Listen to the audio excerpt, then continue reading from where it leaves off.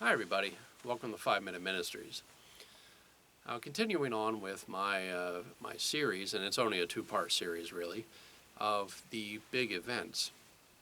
I want to talk about Jesus for a moment, because certainly throughout his ministry, everywhere he went became a big event. Now, like any other, quote, movement, and what Jesus was doing was not a movement, by the way.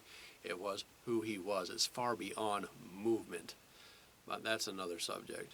Everywhere he went, crowds would come. Now, it started off small, like any other thing, but it grew and grew and grew.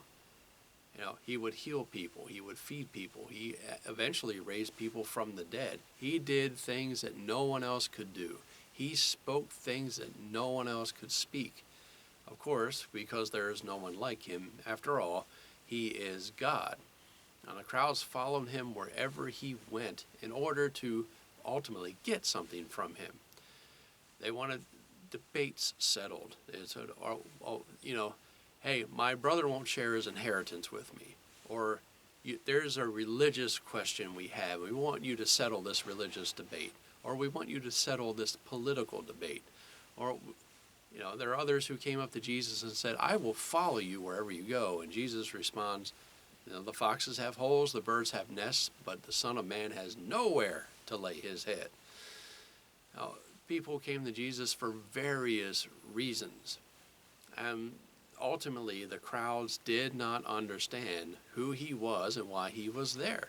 Even though he told them, he explained to them, and eventually he had to speak to them in a way that only God could reveal to them what he was actually talking about. Because they weren't listening when he spoke it plainly, so he started talking in parables, as he explains to those who are the 12 who were following him wholeheartedly. The religious leaders didn't understand it. Rome certainly didn't even care, let alone would understand it if they tried. People were seeing what they could benefit from Jesus. They wanted him to solve their personal, political, social, religious problems. And he said, that's not why I'm here. Now, eventually, he had to lay it all out. He said, if you want to be a part of me, I have to be in you and you in me. And what you need to do is eat my flesh and drink my blood. And you have to take up your cross. You have to give up everything to follow me. And the crowds couldn't handle that. So the crowds went away.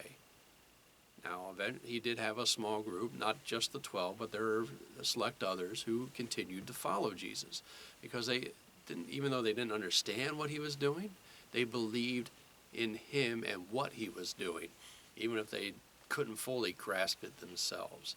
And the crowds that went away, of course, we know, eventually turned on him and yelled, "Crucify him," with the Pharisees.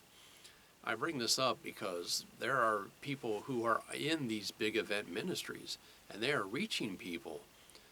But there are times when the crowds just aren't there, because the people working in that ministry, working on that big event, are speaking the truth. And the average person really doesn't want the truth. They want their ears tickled, so to speak. They want to feel good about themselves. They want to know how God is going to bless them today without anything on their part. Say, all right, you don't have to do anything. God's just going to hand you everything.